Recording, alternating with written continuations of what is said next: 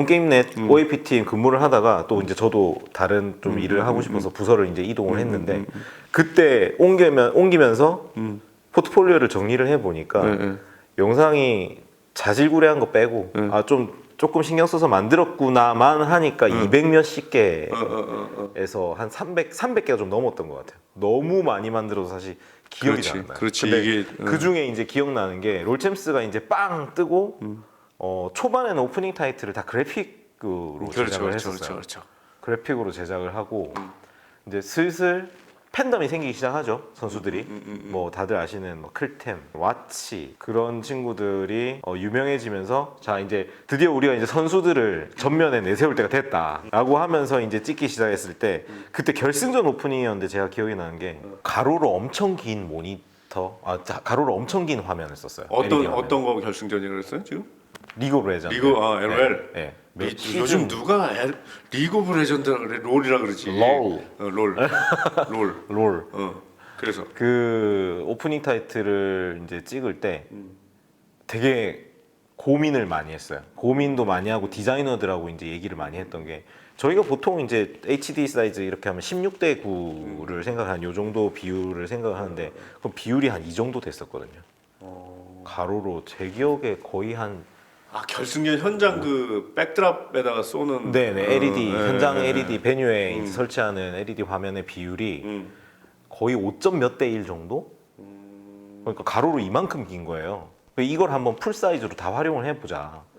기존에 저희가 작업하던 것들은 사실 뭐 편집 리듬감 그리고 뭐 어떤 내러티브 이런 것들을 살려갖고 만들었다고 하면 이거는 이제 스케일감을 좀 보여줘야 되는 거죠. 선수들도 중복돼서 나왔다가 전체 화면이 됐다가 잘려서 구분 화면을 또 따로 썼다가 이러니까 편집의 어떤 형태가 전혀 기존에 하던 형태가 아닌 거죠. 리니어하지도 않고.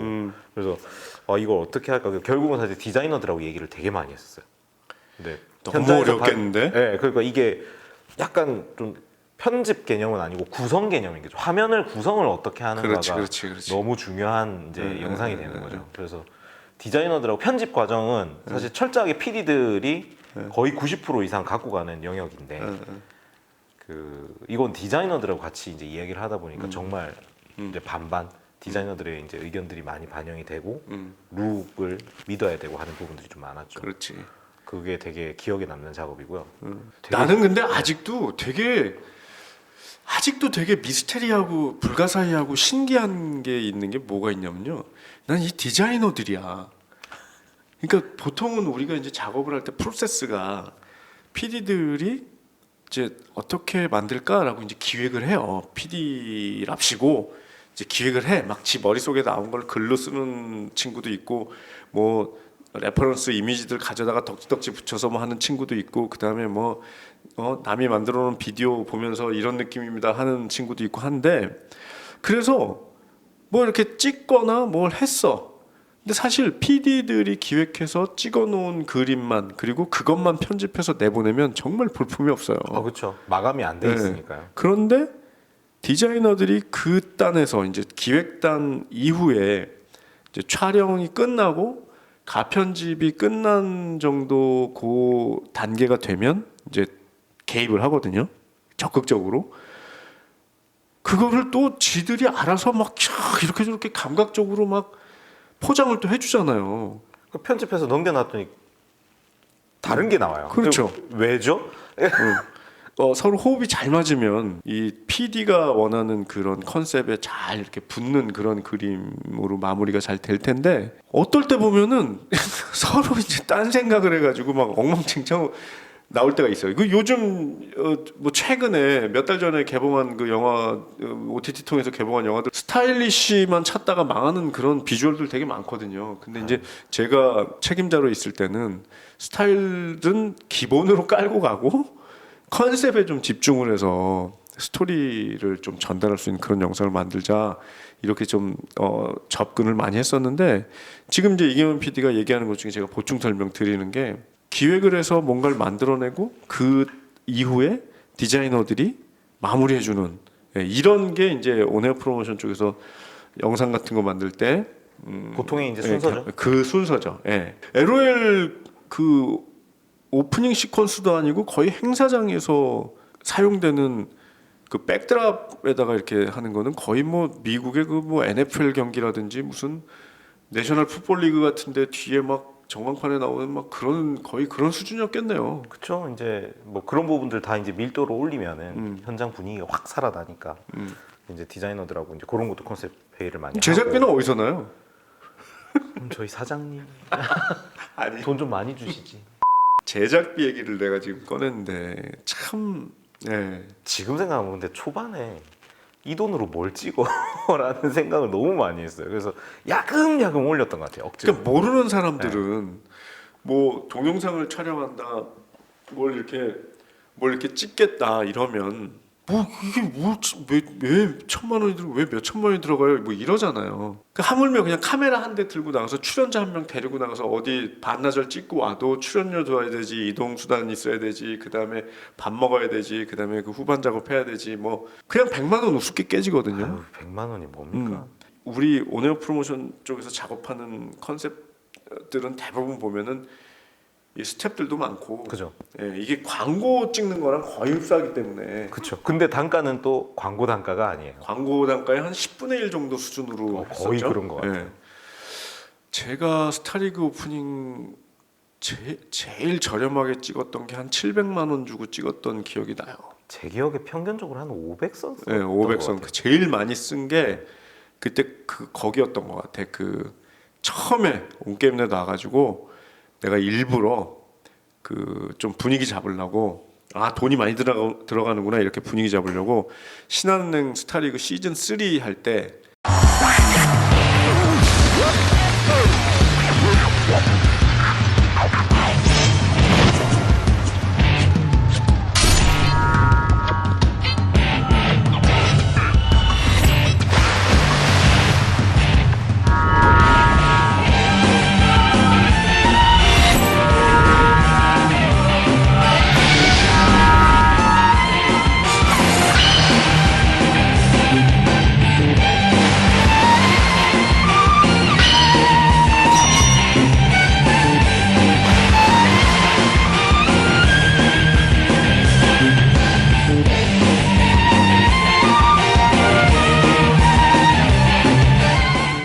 그때 내가 출연 선수들하고 스케줄이 안 맞아서 구정 섣달 금음날 음력 섣달 금음날 시작해서 구정 때 끝낸 프로젝트예요. 그게 칼제비들 2명 데리고 스튜디오에서 필름으로 찍었어요. 필름으로 네, 찍으셨어요? 필름으로 찍었어요. 그거. 네.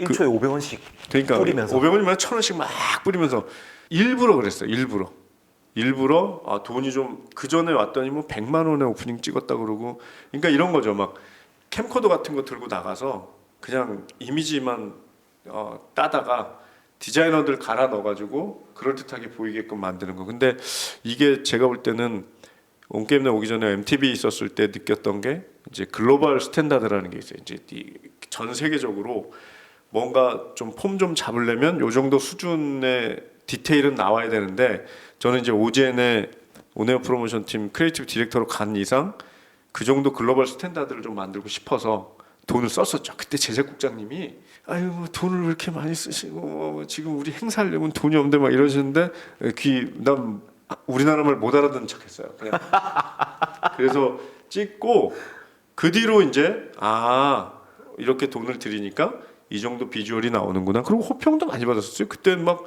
맨날 선수들 나와서 막 폼 잡고 뭐 발차기 하고 뭐 뛰어댕기고 이런 것만 하다가 갑자기 분위기 잡아갖고 막 칼싸움하는 거 나오니까 제주도 결승전 현장에서 아주 난리 났었죠. 너무 좋아했었죠. 커뮤니티 반응들이 확실히 바로바로 와서 사실 다음 작업을 할 때 참고도 많이 됐던 그렇죠. 것 같아요. 욕은 먹었을지언정. 그리고 또 일부러 안 듣는 척 하잖아요. 이렇게 모니터 그 커뮤니티 게시판 모니터링을 뭐 그냥 PD들이고 저 역시도 뭐 틈만 나면 들여다보고 그랬는데 안 본 척, 못 본 척. 그리고 뭔가 팬들이 막 이렇게 어떤 요구를 하면 약간 돌려가지고 들어주고 막 이런 거. 알았어. 약간 이런 느낌. 바로 낼름 들어주지 않고.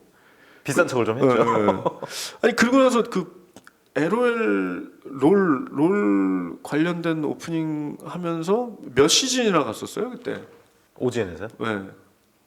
시즌이 되게 12년도가 사실 인비테이셔널이었던 걸로 기억해요. 그때 이제 오젠에서 자체적으로 그죠. 예. 할 때. 근데 영상을 촬영을 하면서 그냥 선수들이 출연을 하기 시작했던 거는 훨씬 뒤였던 걸로 기억해요. 훨씬 뒤였고 그러면서 이제 매 시즌 뭐 썸머, 스프링, 스프링, 썸머 매번 이제 결승전도 다 따로 찍고. 그때도 페이커가 되게 유명했었나? 페이커가 그때는 아직 조금 주니어였죠.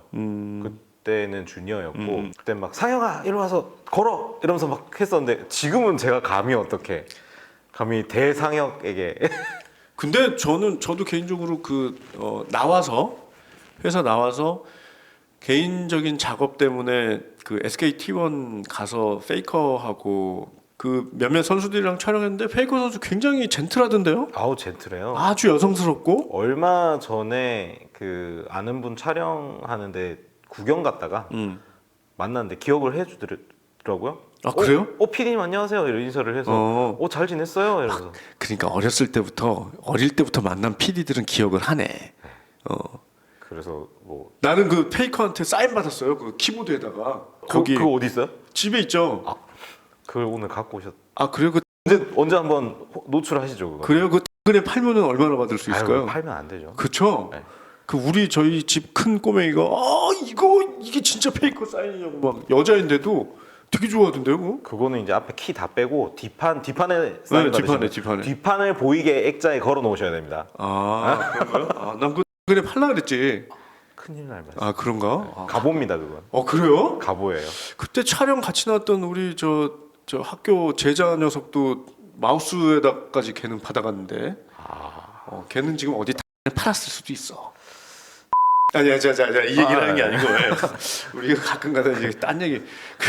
그래서 여러 이제 LOL 선수들 만나면서 이제 오프닝 찍고 그런 게 되게 재밌겠다 이런 일을 하면. 그쵸 선수들하고 이제 이야기하고 뭐 아무래도 이제 선수들이 좀 그 게임에 집중해서 생활을 하다 보니까 뭐 걸으라고 하면 이제 긴장해가지고 막 이렇게 걷고 이렇게 오른팔 같이 올라오고 이러면 고문관 형식으로. 야야 발 반대로 하면서 이제 조립해줘야 되는 친구들도 있었어요. 근데 이제 그렇게 어색한데 찍어놓고 잘 나온 거 보면 너무 좋아하는 거예요. 근데 그러면은 이게 사람이 그런 기운을 좀 받아서 업이 되면은 그렇죠. 그게 분명히 영향을 미치더라고요. 그래서 그런 부분에서 되게 뿌듯했었고 그리고 장면 같은 거 연출할 때 선수들이 사실은 연기를 되게 못하잖아요. 근데 저희가 이 OAP PD들이 잘하는 이건 기술이에요. 잘하는 것 중에 하나가 야 뭐 해봐 해서 찍어놓고 어느 구간이 가장 좋은 구간인지 골라내는 그렇지. 프레임 그렇지. 넘겨가면서 그렇지. 잘라서 그 부분을 뽑아서 쓰는 것도 되게 잘하죠. 그렇죠. 이게 사실 온에어 프로모션 팀 PD들이 뮤직비디오 만들려고 그러면 기가 막히게 만들거든. 다 해요. 네. 그리고 세상에 제일 이런 얘기 함부로 하면 안 된다. 어쨌든 다 어렵지만 뮤직비디오 이 친구들 껌이에요. 그냥 쩍쩍쩍 씹다가 툭툭 뱉어. 그런 거야 뭐. 그렇지. 이거 조심해야 돼. 또 뮤직비디오 감독 연합회에서 또 이 오젠으로 항의 들어올 수도 있어요. 그래서 그렇게 연기 못하는 이제 연기자들 데리고 하다가 더 연기 못하는 또 출연자들 데리고 또 찍기 시작했잖아요. 펍지. 펍지는 제가 촬영을 한 게 그 PAI라고 하죠. 아시아 인비테이션 할 때 선수들이 각국에서 다 모여서 하는 거다 보니까 인터뷰라든지 이런 걸 딸 수가 없어서 현지에서 찍었어야 됐어요. 중국 팀은 가까이에 있으니까 그때 상해를 갈 수가 있었거든요. 그래서 상해 가서 중국 팀은 찍어 오고 한국 팀 한국에서 찍고 근데 나머지 인도네시아 그다음에 뭐 베트남 팀이 왔었나? 뭐 하여튼 다른 이제 아시아권 다른 일본 팀도 왔었고 그래서 그 인원들은 마카오에서 결승전 할 때 한 며칠 일찍 들어오라고 해서 거기서 한꺼번에 다 찍었어요. 그래서 제 기억에 거의 2주를 편집 감독님 2분, 그다음에 저랑 PD 한 명 더, 디자이너 둘 해서 거의 올드보이 찍었죠. 궁금한 게 있는 게 이 콘텐츠를 보시는 분들 중에 이쪽 분야로 또 이렇게 진출해 보고 싶거나 혹은 또 뭔가 이렇게 하고 계신 분들도 있을 것 같아요. 네. 보통 촬영은 뭘로 해요? 촬영은 지금 여기 찍고 있는 캠코더들 사실 안 가리는 것 같아요. 저는 개인적으로 핸드폰도 요즘 스마트폰도 요즘은 너무 괜찮은 수단이고 기술로 이게 된다 안 된다를 판단하기보다는 항상 아까 말씀하셨듯이 어떤 얘기를 할 거냐, 뭘 보여줄 거냐가 명확하면은 어떤 카메라도 찍든 그렇죠. 그게 사실 보여주지 않고 말로만 해도 그렇죠. 명확한 이야기들은 전달이 잘 된다고 봅니다. 그렇죠. 이게 또 역시 이게 임국장류를 통한 이 PD들은 이게 딱 이 생각이 딱 박혀 있는 게 학교에서 애들 가르칠 때 제일 처음에 하는 얘기가 제가 지금 사실은 이경원 PD를 살짝 낚으려고 그랬었어요. 뭘로 찍어요? 이랬을 때 뭐 카메라 뭐 뭐가 알렉사가 뭐가 어떻고 저떻고 뭐 아리가 어떻고 뭐가 어떻고 뭐 소니 비너스가 어떻고 뭐 이런 얘기 하게끔 유도하려고 그러면 좀 했는데 느낌이 왔죠. 많이 그러니까 혼났거든요. 그런 걸 유도를 좀 했었는데 역시나 이제 이게 참 우리 동문들이 굉장히 좋은 자원들이라고 생각을 하는 게 사실 학교에서 제 애들 가르칠 때 첫 수업 첫 마디가 그거예요. 무엇으로 찍을지 고민하지 말고 무엇을 찍을지 고민해라. 이 얘기를 진짜 귀에 딱지가 않치도록 얘기를 하거든요. 그러니까 대부분 이 영상을 보고 이 콘텐츠를 보고 있는 분들 중에서도 저 사람들 카메라 뭘 찍을까, 마이크 뭐 쓸까, 뭐 이런 거부터 보시는 경우가 꽤 많잖아요. 그리고 뭐 한다 그러면 뭐부터 막 사잖아. 아무것도 안 하면서 막 뭐 사잖아. 카메라도 막 그냥 조리개값, ISO, 셔터 스피드도 개념도 안 잡혀 있는 상태에서 막 그 전문가들이 쓰는 수동 렌즈만 끼워야 되는 뭐 그런 카메라 막 이따만한 거 사가지고 막 중고장터에 내놔서 이제 저 같은 사람들이 낼름낼름 주워 오게 만들고. 그 좋은 거 있으면 저도 그러니까 카메라를 좀 살려고 요즘. 그러니까 그러는데 지금 이경현 PD가 혹시 이 컨텐츠 보고 계시는 분들에게 되게 도움이 됐으면 좋겠어요. 핸드폰 카메라로 찍더라도 내가 무엇을 얘기할지에 대한 스토리만 정확하게 잡혀 있으면 뭐가 무서워. 그리고 그 왜 유명한 감독님들 약간 뭐 실험작처럼 스마트폰 카메라로 영화 찍기 이런 거 종종 하시잖아요. 뭐 물론 그 스마트폰 제조사에서 이제 프로모션 개념으로 하는 이벤트성이긴 그렇지, 하지만 그렇지. 감독들 입장에서는 그게 중요한 게 아닌 거예요. 그렇지. 무슨 이런 기회에 요 정도 사이즈의 짧은 이야기들 하나 그렇죠. 만들어 보자. 그렇죠. 네. 근데 우리는 OAP 팀의 PD들 그리고 이제 이 감독들은 또 이제 일반 PD들하고 조금 다른 정서? 감수성, 정서를 갖고 있어요. 그게 뭐냐면 아까 뭐 폰으로 찍어도 잘 나온다. 근데 받쳐줘야 될 것들이 있거든요. 폰으로 찍어서 잘 나오려면 미술과 조명이 훌륭해야 돼요. 이게 폰으로 그냥 집에서 형광등 아래에서 난임구 바람에 있는 자기 셀카를 찍으면 전혀 이쁘지 않아요. 근데 화장실이라든지 이렇게 조명이 갖춰져 있는 그런 장소에 들어가서 셀카를 찍으면 그럴듯하게 나오거든요. 저희 일반적인 공간 안에서도 사실 세팅해서 이제 그렇죠. 그 업자들이 세팅해서 찍는 형태의 어떤 비슷한 느낌을 내는 공간들이 분명히 있어요. 그게 그렇죠. 흔히들 욕실. 그렇죠. 왜 욕실이 좋을까요? 욕실 같은 경우에는 보통 밝잖아요. 사방이 다 흰색 타일이나 밝은색 그렇죠, 계열로 돼 있고 광원이 하나가 크게 부드럽게 퍼지는 광원이고 그렇죠. 그게 사실 저희가 촬영할 때 세팅하는 형태거든요. 그렇죠. 그렇다 보니까 이쁘게 나와서 다들 여자분들 이렇게 찍고, 화장실에서 막 찍잖아. 찍고 하시잖아요. 그게 이제 그래서 잘 나오는 그러니까 거예요. 그 장비를 아예 안 사는 것도 문제지만 기본적인 장비가 세팅이 되고 난 다음부터는 미술과 조명에 엄청나게 신경을 많이 쓰셔야 돼요. 그게 이제 오네오 프로모션 팀 작업들의 결을 보면 일반 프로그램 컨셉들, 컨텐츠들하고 좀 다른 게 굉장히 이쁘고 아름답고 맛깔나게 만들어내거든요. 소리와 비주얼과 이런 것들을 잘 믹스시켜서 특히나 이제 방송 쪽 비주얼에서 볼 수 없는 포인트를 저희가 어쨌든 잡아가려고 하는 게 미장센이 될 수도 있을 거고 예를 들어서 아까 말씀하셨듯이 그 커뮤니티에서 팬들이 야 이건 이렇게 했었어야지 하는 뭐 이런 의견들이 있던 거를 슬쩍 뒤에 하나씩 깔아놓는 거예요. 그런 것들을 안 집어넣은 척하면서 넣어주고 이스터에그처럼. 그렇죠. 최근에 벌써 한 그것도 10년 돼가네. 그 프로맥스의 심사위원을 하고 있는데 최근에 그거 알아요? 전체적으로 수준 하향 평준화된 거? 왜요? 이게 팬데믹 영향도 좀 있고 전체적으로 다 돈을 안 쓰려고 그러는 분위기야. 이게 또 영상은 네. 그런 공식이 좀 있죠. 돈은 쓴 만큼 영상 맞아요. 퀄리티는 올라간다. 근데 되게 웃긴 게 제가 이제 심사를 하는 스펙트럼이 아랍 쪽하고 미국 쪽, 유럽 쪽 이렇게 그 다음에 동남아시아 쪽 이렇게 어떻게 보면 뭐 월드와이드하게 하는데 그 티가 나요. 이제 중동 쪽 애들은 때깔은 기가 막히고 막 뭐 되게 좋은데 그래서 뭘 얘기를 하려 그러는 거지 뭐 이런 거. 그리고 이 동남아 쪽 특히 이제 대만 쪽이나 뭐 싱가포르 쪽, 이 홍콩 쪽 이쪽은 약간 스토리에 집중하는 그런 느낌. 근데 이제 약간 하향 평준화된 느낌이 너무 이제 스테레오타입으로 연출들을 해.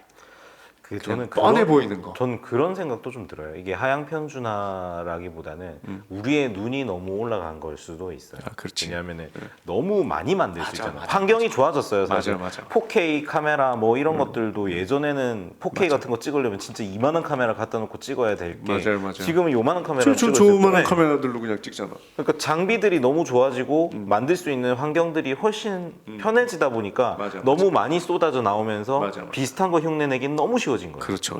네. 그러다 보니까 그냥 변별력도 떨어지고. 이 정도는 진짜 아무나 찍어도 이 정도 나오는 거예요. 맞아요. 이제. 그리고 나서 되게 웃긴 건 유럽 쪽에 이제 영국 애들이나 또 뭐 미국 쪽 애들 이런 우리가 흔히 말하는 방송 프로모 예고편 만드는 것들은 우리가 예전부터 했었던 그 멘트에 맞춰서 편집하거나 음악에 맞춰서 편집하거나 그러니까 변화가 없어서 심사위원을 한 10년 정도 하고 있다 보니까 이게 어떻게 하다 이렇게 점점 하향 평준화가 되지 그런데 현장 분위기는 진짜 어때요? 이런 말하기는 좀 그렇지만 그 OAP 오네오 프로모션의 줄임말이잖아요.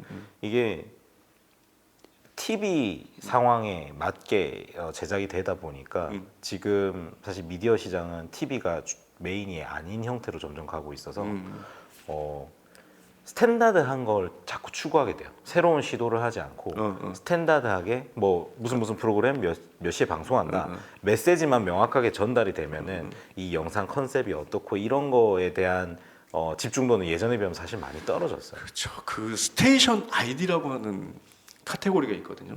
그 방송국의 성격, 아이덴티티를 표현하는 그런 영상들인데 우리가 어떤 그렇죠. 채널이다를 그렇죠. 표현하는 영상들이 그런 것들을 굉장히 예전엔 많이 만들었었어요. 이렇게 창의적으로 이렇게 그러니까 어떻게 보면 이경영 PD가 지금 말씀하시는 것처럼 이 플랫폼이 많아지고 그다음에 또 거대 플랫폼과 절대 플랫폼들이 생기다 보니까 거기에서 노출되는 것들이 이미 온에어 프로모션 팀이나 방송 쪽에서 안 해도 되는 분위기를 만들어 버려 가지고 그죠. 근데 실무자 입장에서 이걸 그렇다고 해서 안 하게 되면은 사람들 머릿속에 이 채널은 그냥 대표 프로그램 한두 개밖에 안 남는 채널이 되는 거예요. 그렇죠.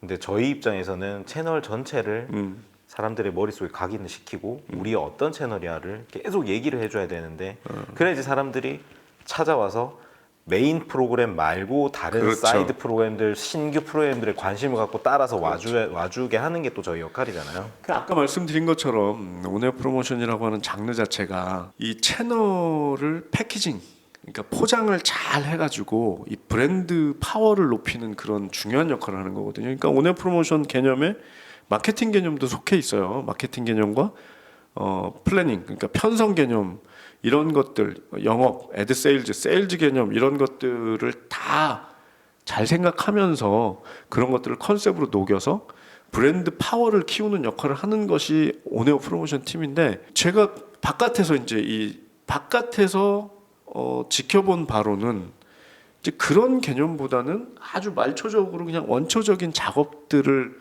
해내는 그런 부서로 좀 전락이 된 것 같아서 조금 안타까웠죠. 그런 분위기가 결국은 이런 글로벌한 시상식에 출품하는 작품들에도 영향을 미치지 않았나. 그래서 그 이후에 OGN에 계시다가 또 이제 그만뒀어요? 그래서 계속 다니고 있죠. 계속 네. 제가 먹여 살려야 될 식구들이 많아서. 절대 맨날 진짜 국장님 진짜 못하겠습니다. 때려치겠습니다. 절대 안 해요. 너 괜히 회사 잘못해서 관두고 나오면 이렇게 가발 쓰고 방송해야 된다 막 이러기 때문에. 그때 염색은 언제 하셨어요? 이거 좀 어떻게 머리가 너무 안 자라가지고 머리 좀 다듬느라고 이거 시끄럽고요.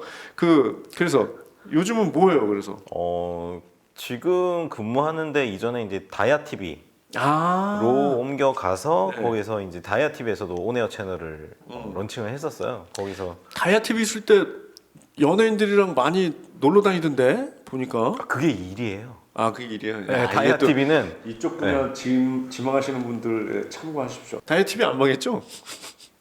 아직 건재합니다. 아직 있어요. 네, 건재합니다. 다이아 TV에서는 뭐 했어요?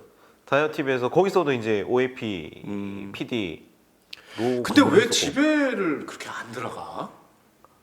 국장님도 자주 못 들어가지 않으셨나요? 아니 그러니까 지금 이 얘기를 왜 하냐면 그렇게 바빠요? 이게 사람 욕심이란 게 네. 솔직히 말씀드리면 이 업은 이 일이 재밌지 않으면 할 수 없는 일이잖아요. 작업하다 보면은 시간 가는 줄 모를 때도 많고. 그렇지. 그리고 못 나요. 이거 더 해야 되는데 이러면은 꿈에서도 나오는 거예요. 이건 아마 이런 비슷한 작업들을 하시는 분들은 찝찝해서 이해하실 거예요. 중간에 멈출 수가 없어요. 네. 끝까지 해야 이 정도면 됐다 할 때까지 안 가면은 뭐 화장실 가서 뒷마무리 안 한 것 같은 그런 기분. 그렇다 보니까 계속하고 저희 와이프가 지금 가끔씩 그 얘기해요. 오지엔에 계속 근무했으면 우리 결혼도 못하고 애도 못 낳고 이혼하지 않았을까? 아니 이게 출산율 저조한 이유 중에 하나가 뭘 집에 가야 무슨 뭐 좀 예? 뭐 하늘을 봐야 별을 그러니까 따지고. 뭐 이게 그리고 그 당시에는 식구들보다 부서원들이랑 더 많이 부대꼈던 것 같아. 그래서 지금 가끔씩 보면은 저기 사촌 그러니까 형제들 만나고 저 친척들 만나는 것 같은 그런 느낌이 들고 집에 좀 다녀올게요였잖아 늘. 다녀오겠습니다가 집에서 하는 게 아니고 회사에서. 그리고 또 이렇게 지방에서 올라온 직원들은 회사 근처에 집을 안 얻어도 될 분위기였었어요. 회사 숙직실 같은 데서 그냥 자고 샤워하고 나오고 뭐. 그러니까 집에 좀 잠깐 다녀올게 하고 한 새벽 4시나 5시쯤 가서 잠깐 눈 붙이고 있다가 한 8시 반쯤 또 나오는 거잖아. 다이아 TV에서 유튜버들 관리했었나요, 그러면? 인플루언서 사업을 같이 이제 하면서 제작도 했었죠. 그래서 제가 담당하던 채널들이 뭐 빅마마 이혜정 채널, 그다음에 뭐 성훈의 데이투, 그 저기 키 크고 잘생긴 네네네, 그 멋진 말처럼 생기신 네네. 그분. 네네. 난 그리고 그분 볼 때마다 이렇게 스텔리온, 그러니까 백마 이렇게 그 멋진 말이 자꾸 생각이 나. 그 소속사 이름이 스탈리온 엔터테인먼트. 그래요? 그렇구나. 나는 그 양반 처음에 우리 이경현 PD 때문에 한번 프로그램 보다가 보니까 왠지 그냥 잘생긴 말같이 생겼더라고. 잘생겼어요. 이렇게 몸도 좋고 아주 팔다리 길쭉길쭉하고. 나이는 나랑 같은데 왜 그런가? 그렇게 다를까요? 니보다 한 20살 어려 보이는데. 그래서 네. 니라고 그러면 안 돼. 네, 그리고요. 네. 네, 그러고 가장 그 근무 만족도가 높았던 팀이 레드셀. 레드셀? 아니 레드셀이 뭐예요? 레드셀이라고 그 UDT 출신 유튜버. 그 다이아 TV 소속 네. 관리했었구나. MFTV도 그 다이아 TV 소속인데 아직도? 아직 소속이세요? 그럼요. 관리를 안 해주더라고. 황상준이 아직 있어요 거기? 아니 여러분들 잘 아직도 모르시는 분들 되게 많으실 것 같은데 이 MFTV가요 다이아 TV 소속이에요. 사실 밀리터리 컨텐츠의 시조새. 레드셀 그 UDT 출신 분이 만든 그 채널. 진짜가 이제 나타난 거죠. 그렇죠. 출신자가 와서 그렇죠. 해버리니까 이게 장난이 아니었던 거죠. 자기가 채널 관리하겠답시고 낼름 MFTV 저쪽으로 버리고 레드셀 잘 될 것 같은데 해갖고 잡아다가 그래서 뭐 했어요? 그래서 이제 같이 프로그램 기획하고 컨텐츠 기획하고 또 뭐 제작하는 거 있으면 지원도 해주고 그리고 같이 작업했던 것 중에 국군포로라고 혹시 그래서 실제로 그 UDT가 그 수색을 하는 장면들을 연출을 해서 이제 보여줬죠. 연출은 아니고 진짜로 이제 그 실제 수색 로직이라고 해야 될까요? SOP에 맞춰서 수색을 하는 장면. SOP가 뭐의 약자예요? 그러면 저희는 다음 편에서 더 재밌는 얘기로 여러분들하고 만나뵙도록 하겠습니다. 그러면 다음 시간에 뵐까요? 다음 시간에 뵙겠습니다. 다음 시간에 뵙겠습니다. 지금까지 가자고의 임국장 이PD였습니다.